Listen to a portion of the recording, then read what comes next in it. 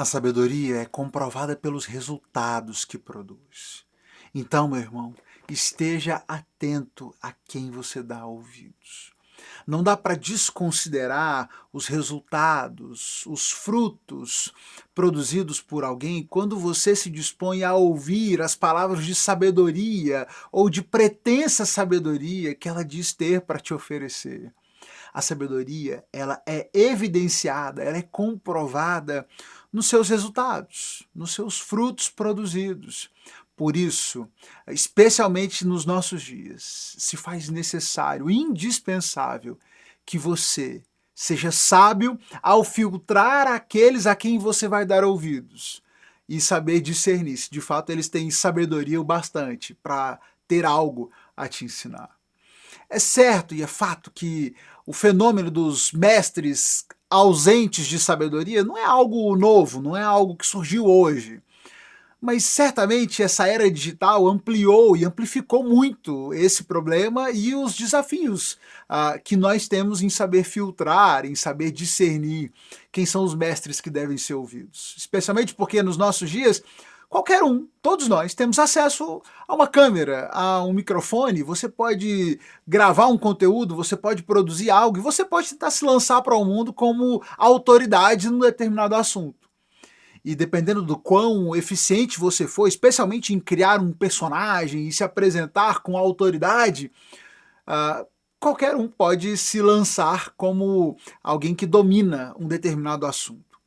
Mas diante dessa facilidade de exposição, de produção de conteúdo, se torna cada vez mais necessário a sabedoria de discernir quais são os frutos dessa pessoa, quais são os resultados dessa pessoa. Será que ela tem realmente a capacidade, a sabedoria necessária para se propor a ensinar, a direcionar, a orientar algo nessa direção? Vou te dar alguns exemplos do que eu estou tentando colocar aqui. Por exemplo, você vai achar na internet uma porção de gurus do amor, dos relacionamentos, que querem te ensinar a como lidar com os conflitos no seu casamento.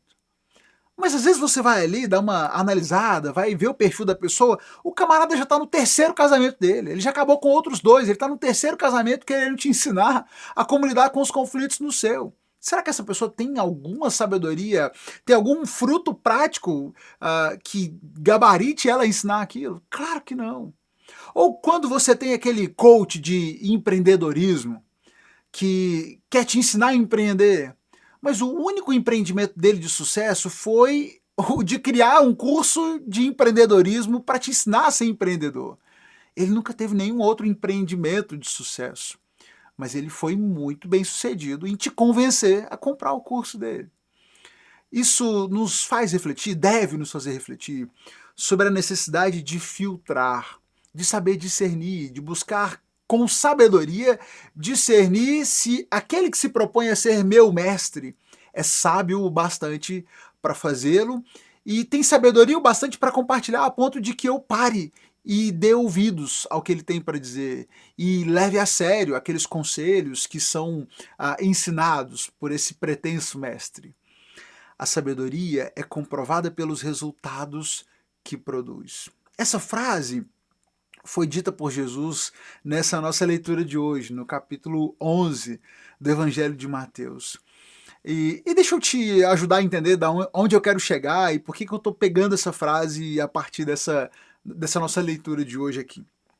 Nós temos aqui, a partir do capítulo 11, nós vamos começar a contemplar alguns dos conflitos que Jesus vai enfrentar ao longo do seu ministério. A partir desse capítulo 11, Mateus vai narrar então os embates que Jesus começa a ter a partir do momento em que essa mensagem do Evangelho é anunciada de forma mais clara, ousada, e à medida que Jesus vai avançando pelas cidades e anunciando a mensagem do reino, ele vai colecionando também mais opositores, e quanto mais ele ensina, mais opositores se levantam e mais experiências de oposição vão sendo relatadas ao longo do Evangelho de Mateus.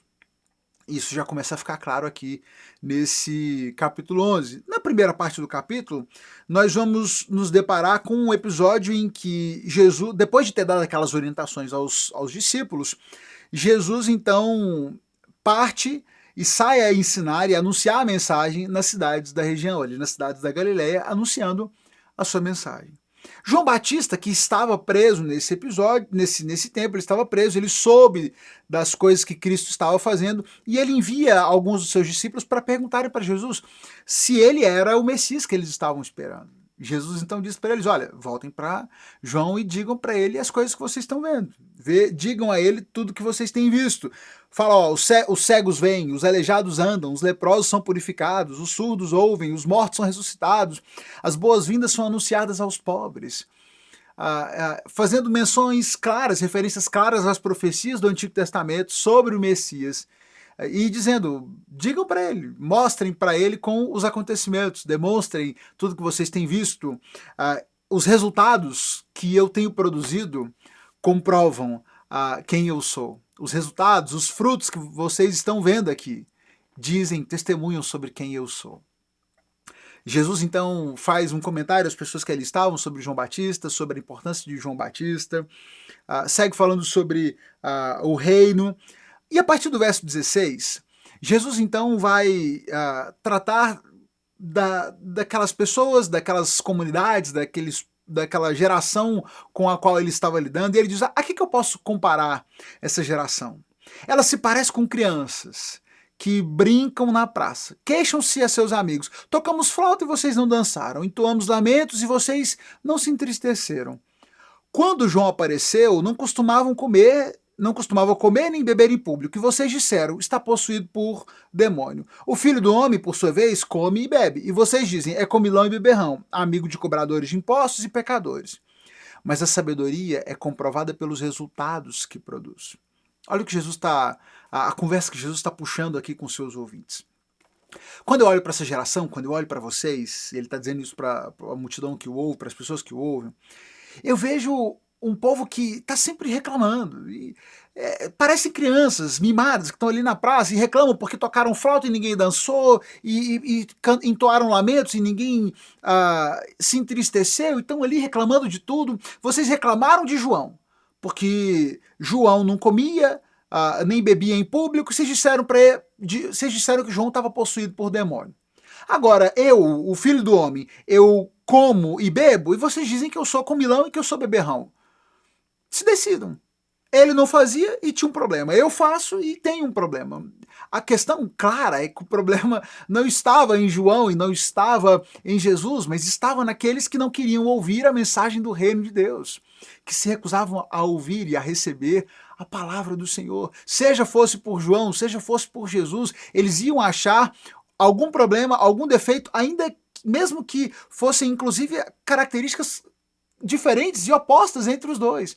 João, que tinha escolhido um estilo de vida diferente, foi criticado por aquilo. E agora Jesus fazia e tomava posturas diferentes e era criticado também na sua postura. Jesus vai dizer, então, a sabedoria ela é comprovada pelos resultados que produz. Olhem os meus resultados. Olhem o que eu tenho feito.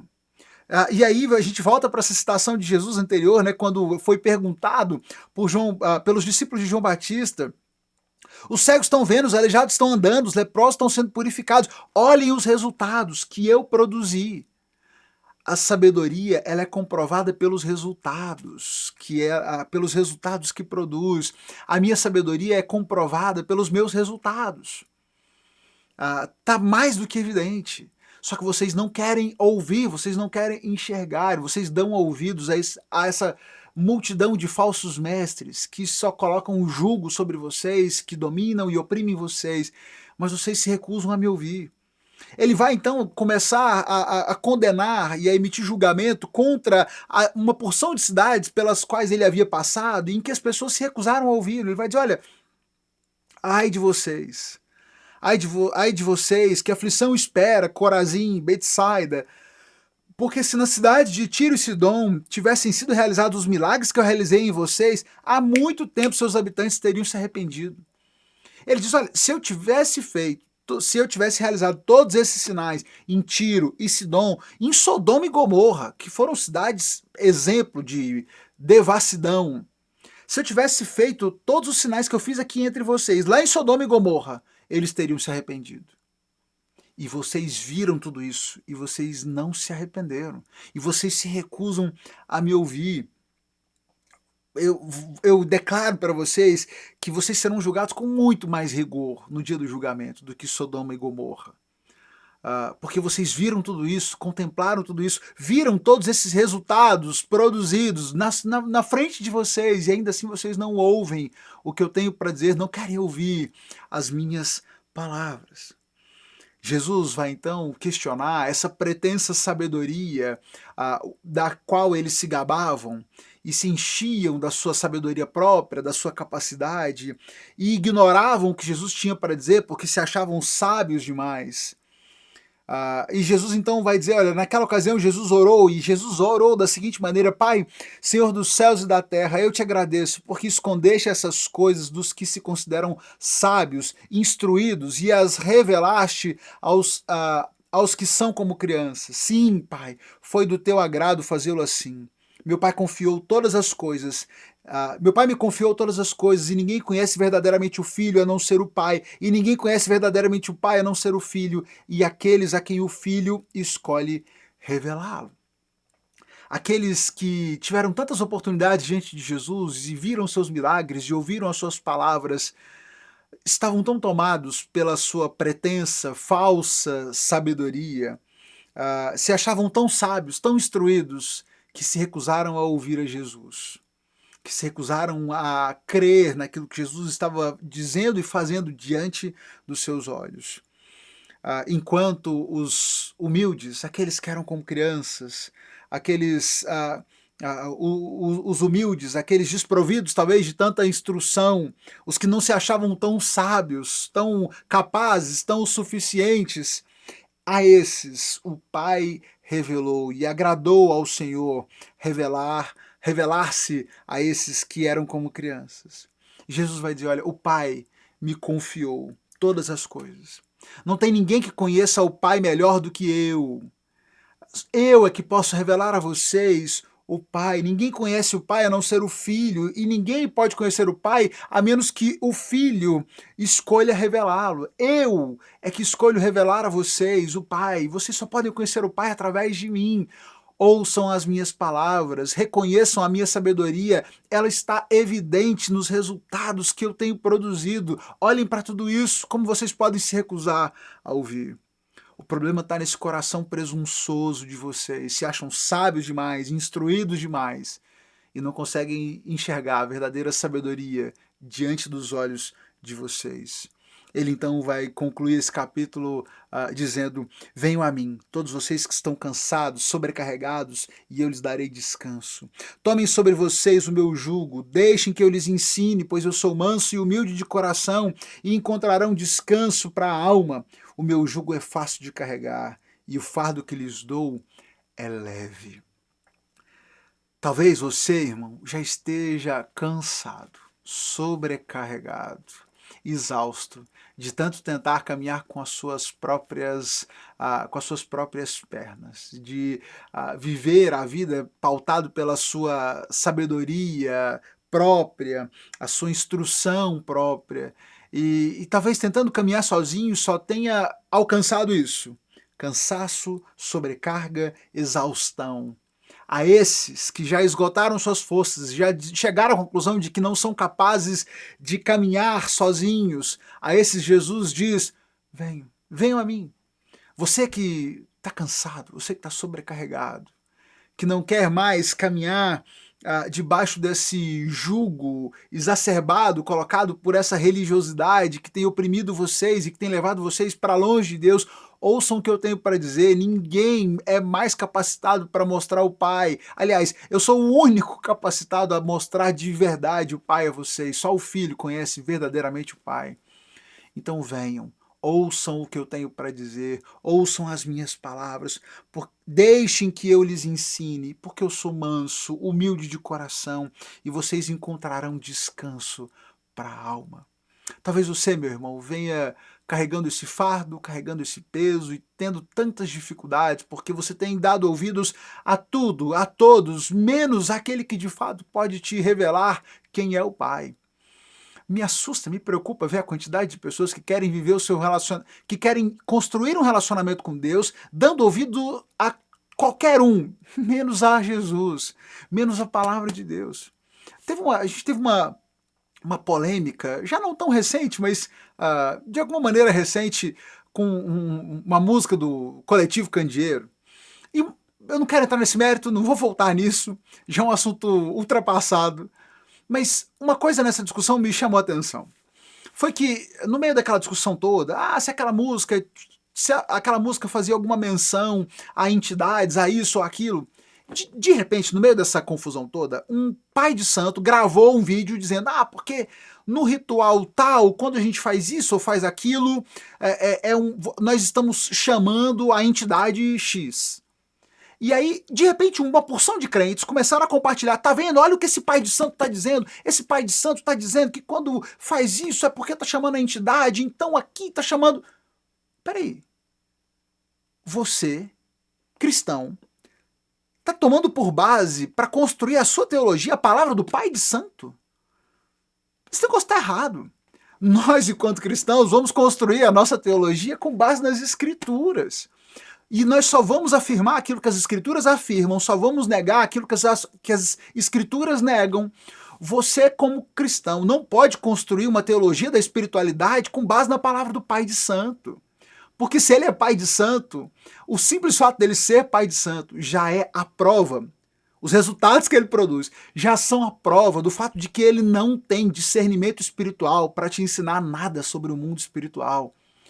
Um pai de santo não pode ser parâmetro de espiritualidade para um crente. Você consegue entender a contradição nisso?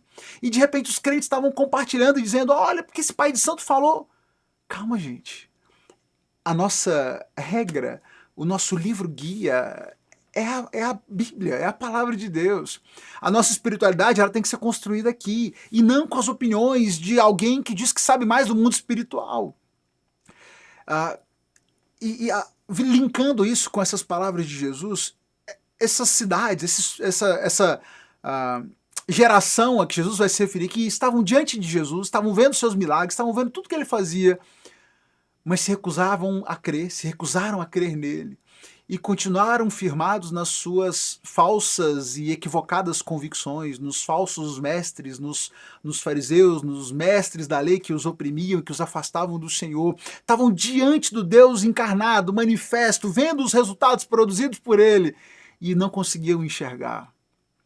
A minha oração, irmão, é para que você tenha sabedoria para construir a sua vida, a sua jornada de fé, ouvindo ao único que é capaz de nos revelar o Pai, somente Jesus Cristo. Somente o Filho pode nos revelar o Pai de forma plena, inteira, capaz, relevante o bastante para que você dê atenção. Então construa a sua vida com Deus a partir das palavras, dos ensinos de Jesus. Ouçamos o que o nosso Mestre Jesus tem a nos ensinar.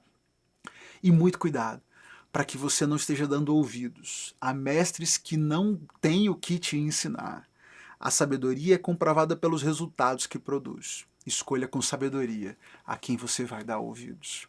Compartilhe essa reflexão, clica aqui na setinha, manda para um amigo, manda para um familiar, alguém que possa ser abençoado por essa reflexão, e estejamos atentos, com ouvidos abertos, atentos a ouvir aquilo que o nosso Senhor Jesus tem a nos ensinar, para que Ele edifique as nossas vidas, e para que assim também nós possamos compartilhar as palavras de Jesus e ajudarmos a edificarmos a vida uns dos outros. Que Deus nos abençoe, nos guie. Te encontro aqui amanhã para mais um capítulo e mais uma reflexão. Deus te abençoe. Até amanhã.